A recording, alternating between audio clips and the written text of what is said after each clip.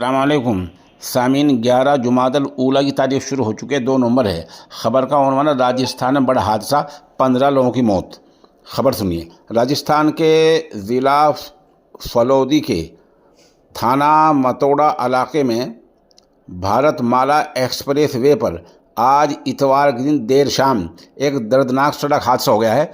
जोधपुर के सुरसागर के रहने वाले 18 लोग बीकानेर में वाक़ कोलायत मंदिर के दर्शन करके बदरिए टेम्पो वापस आ रहे थे। हनुमान सागर चौराहे के पास तेज़ रफ्तार टेम्पो ट्रेवलर अचानक खड़े ट्रक में टक्कर लगी, घुस गया उसके नीचे। हादसे में 15 अफराद की मौत हो गई है। ये सब एक मंदिर के दर्शन करके आ रहे थे।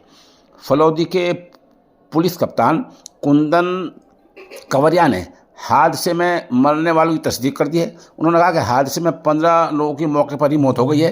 3 जख्मियों को फ़ौरन अस्पताल भेजा गया है। खबर लगातार अपडेट हो रही है, आप हमारे साथ बने रहें।